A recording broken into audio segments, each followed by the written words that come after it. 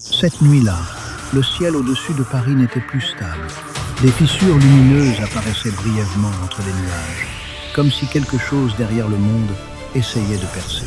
Le temps semblait respirer de travers, et au centre du palais, le vase en or ne pulsait plus. Il tremblait.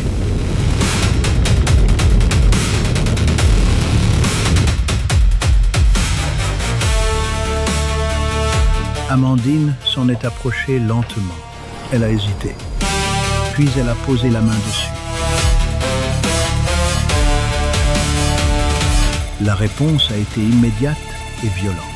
La voix du système a résonné dans toute la pièce. Intégrité du modèle compromise. Les murs ont vibré. Les serviteurs disparaissaient par intermittence, comme des images qui se décrochent d'un mur. Amandine a reculé d'un pas et a dit « Non, ce n'est pas normal. Ce n'était pas une question, c'était une constatation. » Et c'était bien pire. Dehors, Paris était en rupture totale. Les seigneurs attaquaient sans coordination, sans stratégie, sans centre. Il n'y avait plus de pouvoir, il n'y avait plus de structure. Dans la salle du conseil, les nobles s'affrontaient entre eux, pendant que la ville brûlait autour d'eux. Le conseiller royal a crié ce que personne ne voulait entendre. Il n'y a plus de structure. Le royaume ne se fracturait plus, il s'effondrait.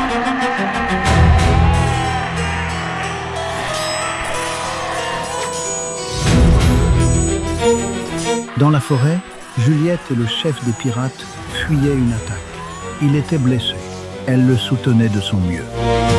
Il a dit, entre ses dents, « Je savais que ça finirait comme ça. »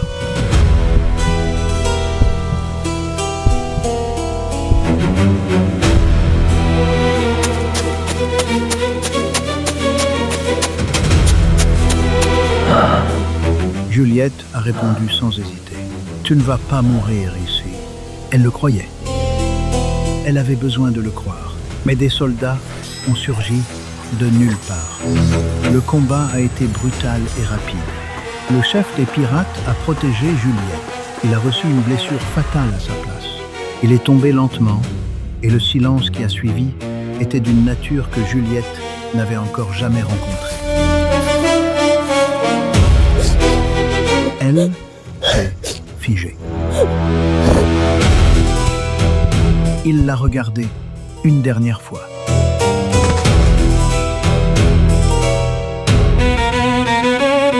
Et avec ce qui lui restait de voix, il a dit « Tu choisis toujours la liberté. Et est morte. » Juliette est restée seule dans la forêt cette nuit-là. Silence absolu autour d'elle. Elle ne pleurait pas encore. Elle comprenait quelque chose, trop tard, comme on comprend toujours les choses importantes. Elle a chuchoté dans le noir. Ce monde prend toujours quelque chose.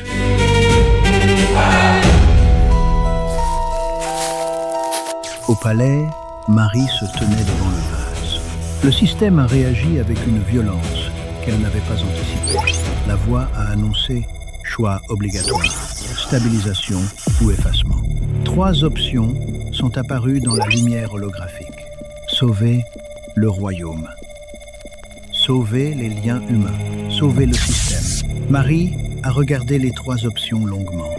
Puis, elle a dit ce qu'elle savait déjà. On ne peut pas tout sauver. Dans une autre salle du palais, Amandine regardait les fragments du système défiler devant elle. Et quelque chose a cliqué dans son esprit. Quelque chose de froid et de définitif. Elle a dit « On n'est pas des joueurs ». Une pause. On est des variables de correction. Ce n'était plus une théorie. C'était une certitude.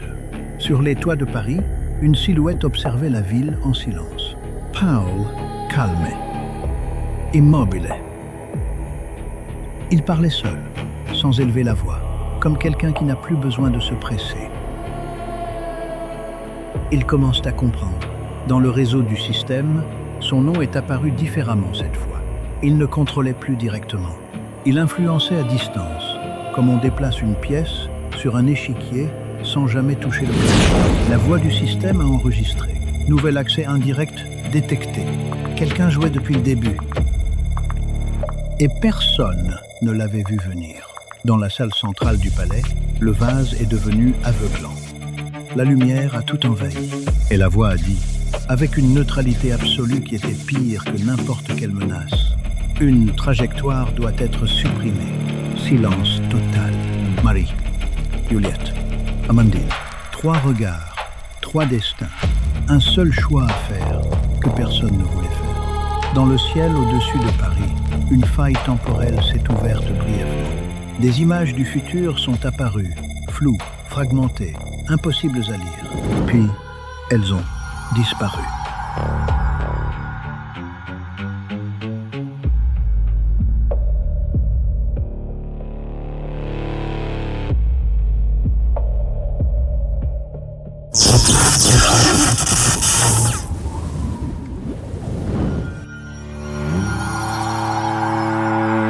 Dans le palais, Marie s'est avancée vers le vase.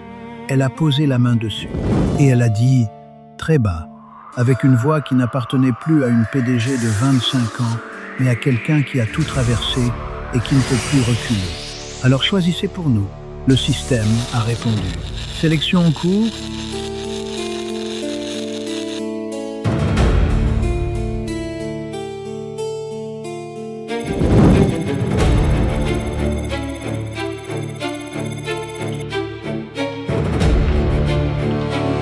Quand le système se brise, quelqu'un doit être effacé.